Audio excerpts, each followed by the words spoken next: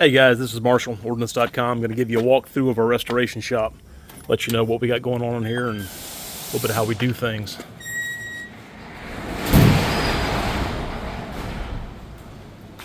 Got all sorts of neat stuff laying around, but I'll talk about a few things here in a minute. But first off, I'm just going to do a walkthrough of the shop, how it's laid out, and what we have going on. Various projects everywhere in various states of completion. We've got two blasting cabinets over here. This is for Black Beauty, which is an abrasive compound used for taking stuff down back to bare metal. This is called the MB1. It's a type of plastic that we use for pretty much non-ferrous metals, aluminum, copper, brass, so it's not too abrasive, causing damage to the metal, which is rather soft. I'll start over here in the right bay and work my way down.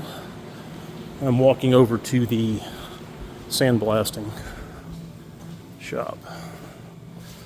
So we got these large bay doors that open, use the forklift, we bring stuff in, which is usually, not always, but usually the first part of the restoration process is to get things disassembled and back down to bare metal.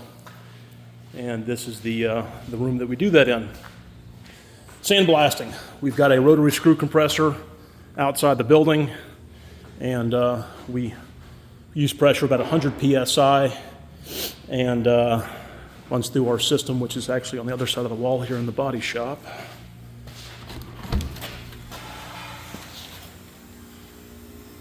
Right here. And so what we do is we take the blasting media, which is also Black Beauty,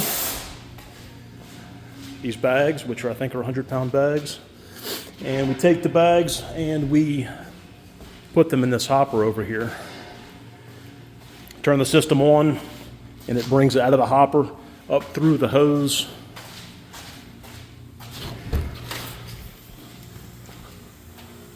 up through here, pressurizes in the unit.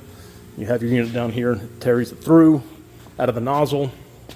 Got your dead man switch, which you would have to push in, and then you've got your different nozzle tips, your different orifice size for different patterns and pressures that you're wanting to impart to the part that you're actually blasting. And this is filtration over here. So and you can recycle this material as you blast and run it through. It obviously gets everywhere in the room. And so then we come in here and we recover, sweep it up, it gets shoveled back in here, run it through a filter first so you get all the debris out, put it inside here, and then it gets recycled, goes through, and this is the dust collector. And this is your final product. It is an ultra-fine, very, very powdery dust that is no longer suitable for recirculation and blasting, because it's no longer coarse, it's just a dust. A lot of that dust also gets pulled out of the building, super fine particulate, to help with getting the dust out of the room here. So when you're blasting in here, this very large 8-foot diameter fan that moves about 35 or 40,000 CFM.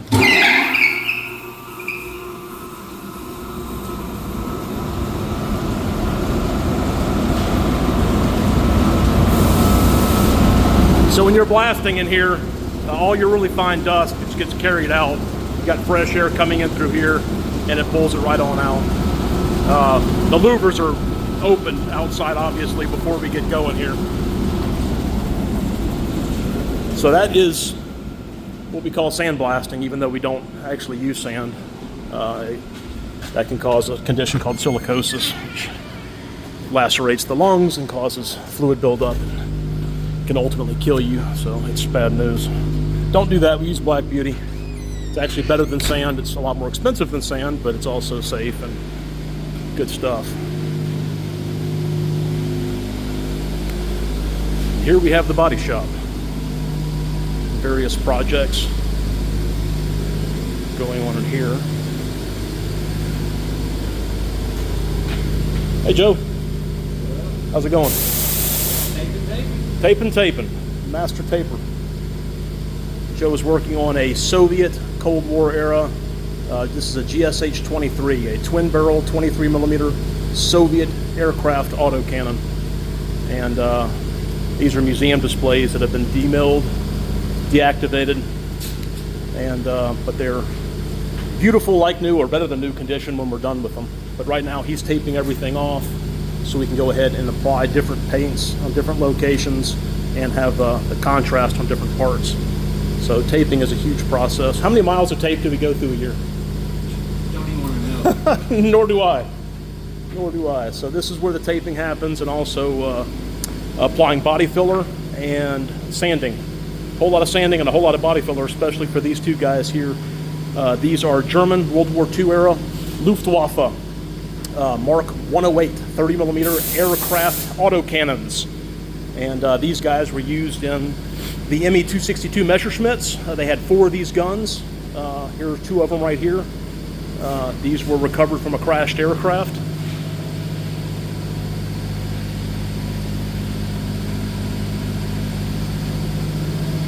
And they were in absolutely terrible condition when we got them. They're getting there, not done yet. This is multiple coats of body filler and primer. And obviously these cannot function anymore. They are completely deactivated to ATF specifications. They will never again function, but they will be a fantastic display piece in a museum where many people over the years will be able to see and enjoy them. These are top covers for also German aircraft guns, machine guns. These are for the MG-131 13 millimeter, which the guns are over here. U.S. Navy World War II. This is a 3.5 inch aircraft rocket that was used for air to ground or air to surface, actually, anti-submarine or anti-tank use. And so this is a 3.5 inch rocket because that's the diameter of the warhead. The rocket motor, which was a Mark 7, is a 3.25 inch rocket motor. The warhead is a Mark 8 armor piercing. It was used for penetration on the outer submarine hull and also on tanks. But it's aircraft launched, fin stabilized. Here's your Venturi back here, your rocket motor inside. So we can do a quick walk around over here.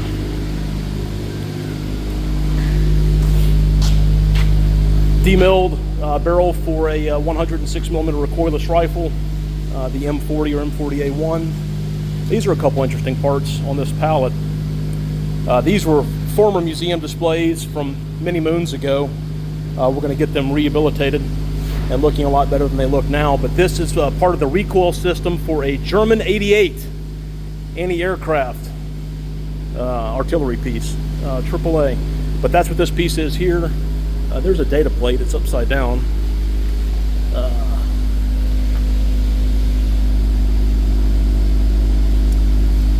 Cradle and recoil assembly for German 88 millimeter tank gun. Well, that's outstanding. That's the first time I saw that. So it says tank gun. Interesting. I'm doing some more research on that. I thought it was for the anti-aircraft gun. Now, obviously, as was the case many times in the past, things start off as anti-aircraft guns and they get redesigned, saying, hey, we could take all this power that was used to push this projectile way up into the atmosphere and actually direct it horizontally to a target. A lot of examples of that. German 88 comes to mind as an anti-aircraft gun, and it was used as a tank gun. The U.S. 3-inch anti-aircraft gun, and then it was adopted as a tank gun, also used in a tank destroyer. The 120 millimeter, the Stratoflak, started out as what they call the 4.7 inch gun, and then it was renamed as the 120 millimeter, I think about 1943, and then ultimately was adopted for use in the M103 heavy tank that the Marine Corps used. Not a very good tank, but extremely powerful rifled 120 millimeter gun that would have been a forerunner, I guess, to the smoothbore. that we use today in the Abrams.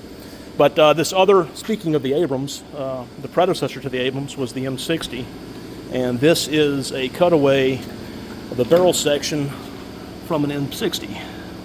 Fabricated by Anniston Army Depot, Anniston, Alabama. Tank Rebuild Center of the Free World, April 1984. So this would have been around the time period that the M60s would have been getting phased out, and the Abrams would have been phased in. Now, interestingly enough, the M68 gun, which was 105 millimeter that was used on the Patton tank, was also carried over to the first M1 Abrams. So this might not be M60. This could be for first generation M1 tanks before they were upgunned to the 120 millimeter on the M1A1. Here's a breech over here. I believe this is a 90 millimeter breech off of an M47 series Patton tank. Gonna do some restoration work on that, get it back to looking like new and functioning like new. This is where teardown happens over here. Here we have a Yugoslavian M57 60 millimeter mortar bipod assembly. Doing restoration on these guys. Got one going on right now. It's torn down over here somewhere. Here's a barrel for one that's going to be ultimately live fire. We seen these here. Here's your components. These are various bipod components for the M57 mortar. 60 millimeter Yugo. I just showed you a complete one over here. Part of our restoration process, we do a complete teardown, and then components, if they're brass, they get polished. Gives it some nice bling, some nice look. And carrying on, I mentioned before, I showed you some top covers for the MG 131 German aircraft machine guns. Here they are. Once again, these are completely restored, but only cosmetically. These are going to be museum pieces, so no functionality to it. Here's the top assembly I showed you over in the body shop over there that Joe was working on. The Soviet GSH-23. Well, here is the top cover assembly that we have reparkerized, and I think reassembly is pretty much finished. That's what this guy is looking like. So he'll get finished with the taping in there. It'll get painted in the appropriate places, and then the top cover will get put back on the autocannon, and it will be complete. And here is another top cover. This is for the NR-23, which is a single-barreled Soviet aircraft autocannon, 23 millimeter. And that guy was sitting on the bench over there. I'll do a walk by in a second. But yeah, more M57 mortar parts, 60 millimeter Yugoslavian. This is for that restoration that we're doing for the components over there. This is the tear down. Get everything back down to raw metal. We'll do any kind of body work that's needed. Primer, paint, polish, lubrication. If we've got bad springs or bad components, we replace those. If anything's fixing, we fix that stuff as well, if it's necessary. These are components, this stuff here, and these sights, which we have been working on. This is an original right here. It's a spider sight for anti-aircraft purposes. It's funny because it looks like it's squished, but it's not. That's just the design of this one. Typically they're circular. But this one over here, which is pretty much an exact copy, cut this out on our CNC water jet, which I'll show you here in a minute. But these are sights for a Yugoslavian Quad 50 anti-aircraft gun mount. And interestingly, the Quad 50s, the 50 cals that it used were the M3 aircraft guns. If you're talking about the Quad 50 that the U.S. used to use, is an M47 Maxim Quad 50, and it used 4 of the ground guns, much slower cycle rate, 450, 500 rounds a minute for the M2HB, whereas this Yugoslavian Quad 50 mount used 4 of the M3's aircraft gun, had a cycle rate of like 1,100 rounds a minute. So serious firepower. You couldn't have a whole lot of sustained fire because if you kept going, they were meant to be air-cooled when they're in the aircraft, but if you keep going, you're just going to heat the guns up to the point where they're going to have a catastrophic failure. But for burst fire, it would be extremely effective. So this is the Quad 50 mount. It's been taken apart. It's getting completely restored. We've got quite a few of these, about 65, I believe. And this is getting restored to like new condition. And all of the components taken apart. Here are the rims. Got some new tires over here.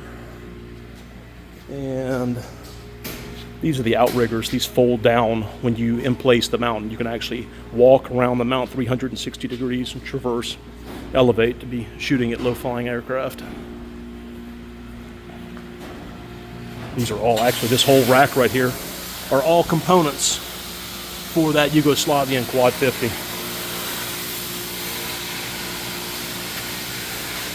Re-stenciled with the correct markings on these storage boxes that go on the shield on the gun. And here's the main pedestal support, which is the centerpiece of the mount.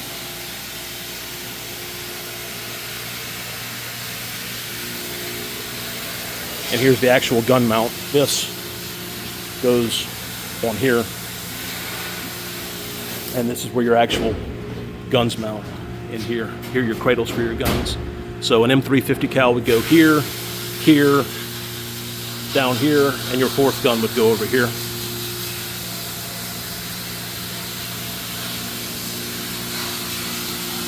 This is our polishing station. So we come over here, we take brass or copper. If we want to get it polished up, bring it over here, get your face shield to protect yourself, get your gloves on, fire the machine up, and get your brass. And we've got compound polish, rouge, add things to it to help with the polishing, to speed it up. This is something we just incorporated. It's a Scotch-Brite pad, and but it's on this wheel here, so you can take this as the first part of the process. Gets a lot of the oxidation off. It'll look like this when it's finished.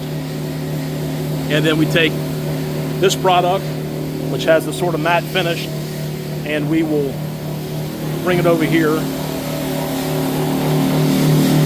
and polish on here. And when it's finished, it'll have this highly reflective, beautiful luster to it.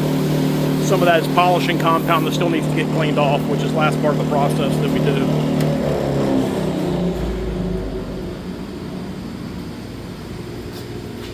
And then once they get polished like this and all the polishing compound gets removed, then they'll get a lacquer coating to as an oxygen barrier to keep them from oxidizing. Yeah, I can actually, hey guys, it's like a mirror. Looking at that head stamp, 37 millimeter. This is for the model 1916 gun, which was an infantry gun that was used in World War I by the U.S. And then it was also one of the first, if not the first, tank guns, which is kind of comical considering how far we've come in 100 years, where we had these. Here's one that's the whole thing. So we had these guys 100 years ago, 37 millimeter, that would barely take off the paint now for a modern tank. And now we have 120 millimeter armor-piercing, fin-stabilized, discarding Sabo tracer rounds made of depleted uranium that can punch through many inches of, rolled homogeneous armor. So, back to the shop. A couple more things laying around here worth mentioning. We've got German GRW 34 8cm mortar, World War II. That's painted with the original paint color and markings as would have been on an original GRW 34. Panzergrau is the color on this one. Over here we have one Gelbron, which is Ordnance Tan, another GRW 34. That was really the workhorse of the Wehrmacht, the Wehrmacht, the army of the German infantry weapon. They made 75,000, I think was the number, roughly 75,000 of the GRW 34 mortars. Very effective. That was their workhorse as far as mortars were concerned. Probably the mortar that was produced in the greatest numbers, most likely, by the Germans in World War II. Originally produced in 1934, hence the model name, GRW 34. And very cool piece. I showed you the top cover a minute ago. This is the Soviet NR-23. It's a Soviet aircraft autocannon. We have the GSH-23, which is the twin barrel that Joe was working on over here, and this is the single barrel version. Here's a aircraft, not an aircraft rocket. This is a, let's see here, 122 millimeter Katusha. That's what we have going on in this crate.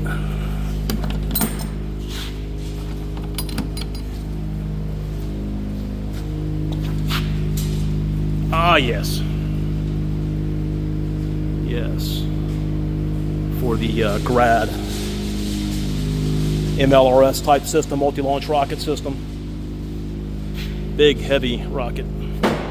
High explosive warhead. Nasty boogers firing out at many rockets per second.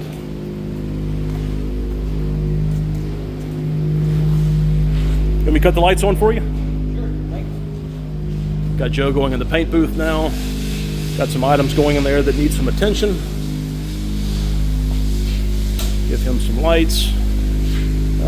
Here's our mix room where we can mix pretty much any color paint we want to. We can color match it and then come in here and make a mix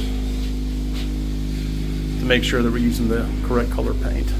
And then from this doorway passes into the paint booth itself.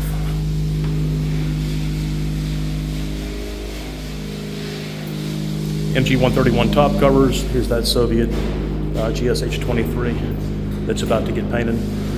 So on the barrels, which have been taped off now, because we're going to accent this, let's use a parkerizing paint to simulate actual parkerizing. But it looks pretty good.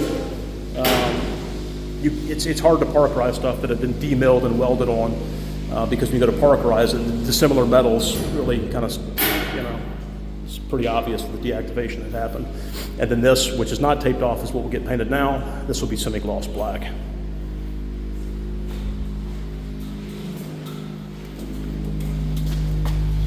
Don't get out of your hair.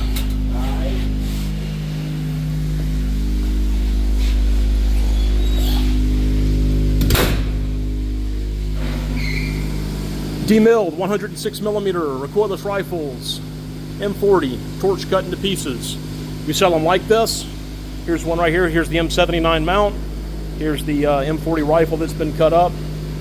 Customers can buy it just like it sits right now, or we can go ahead and restore it to better than new condition if that's what the customer wants.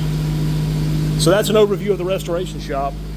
I'll walk up the ramp here in a second and show you what goes on upstairs, which is not really upstairs, but it's up the ramp. And we do machining and fabrication up here. Woo! Ionizing radiation. Keeping food and drink out of here.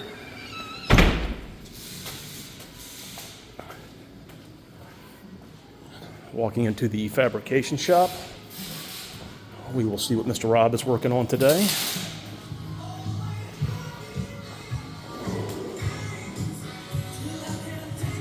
Okay, so we have a Oerlikon Mark IV anti-aircraft gun getting rebuilt for static display purposes for a museum. So here's the barrel. It was obviously torch cut and we put it back together again. I say we, it wasn't me. It was this man here with his extreme talents. 20 millimeter Mark IV Mod 1. And so they made these both with fluted barrels and non-fluted barrels. And this was a huge workhorse of the U.S. Navy in World War II for anti-surface and anti-aircraft. The 20mm Oerlikon replaced the 50 caliber water-cooled machine guns that were on U.S. Navy ships at the beginning of World War II and before World War II. So this was torch cut into pieces, and we're going to put it back together again. It'll look better than new when it's finished and be a beautiful movie prop or a museum piece or for someone's man cave perhaps. These are the side rails. Got your recoil springs, recoil spring housing. And here's a actual complete gun. Not one that we did, it was never demilled. This is a transferable, registered Mark IV 20mm machine gun. Registered during the amnesty in 1968. This one's made by General Motors Corporation. Other various mortar parts in here. But this is the fabrication shop. We've got shears, tube bending equipment, vertical bandsaw, metal workers, iron worker, very large radial arm drill press. And the machine shop in here. Let me go ahead and turn this music down so we don't get a copyright strike on the music. Go ahead and kill that. There we go. And our machine shop. We do manual machining and CNC machining in here. We've got some finished displays sitting in here. Here's a absolute beautifully restored, towering M270 MLRS multi-launch rocket system display, along with a Falcon air-to-air missile. This was the first air-to-air missile used by the U.S. Air Force, going back to, I think, the late 1950s, if memory serves correctly. We've done shorts on this guy as well as this guy here. So CNC lathe, CNC mill, manual machines over here, manual lathe, manual mill. And through this door here, we have CNC water jet. Currently getting some repairs to the computer. We should be back up and running hopefully on Monday. And here's this wonderfully impressive machine that does a huge amount of work for us. It takes water pressure coming in from the city at about 10 pounds, goes through multiple stage pump, pumps it up to about 60,000 PSI, brings it over here to the nozzle, this guy right here, and pretty much anything that you can fit under the Z-axis or the vertical axis you can cut through. As it comes through here, the water gets introduced to the nozzle, and you have a mixing tube, and you have a small hopper over here, which is another abrasive material. We talked about Black Beauty before, which is for the blasting booth, but this is different. I'm sure it would work fine. It'd be extremely expensive to use in a blasting booth, but this is industrial garnet, the mineral garnet. These are bags right here of the garnet, and this is the hopper. You dump it in here. Ta-da! And this gets pressured up, and it sends through the line over here to that small hopper I just showed you on the machine, and over to here, goes to your mixing tube, and ultimately comes out of your nozzle and cuts through anything that you put underneath here. So if you had your slats lower, if you had drop slats in here, you could put 8-inch, 10-inch thick steel, and given enough time, it will cut right through it. But we've been doing thinner stuff. I wonder if we have some stuff that well, here's some 2-inch aluminum that we've cut through. So you can see how thick that is. Sliced right through it like a hot knife through butter, especially aluminum because it's so soft. I don't see any other projects. I guess that stuff got moved down into the warehouse. But we'll cut missile fins and rocket fins and all sorts of cool display pieces. Here we go. Stuff like this. Here's a box of like 1,200 of the fin assembly for the HEDP, or high explosive dual purpose rockets, for the 83 millimeter Mark 153 small, used by the Marine Corps.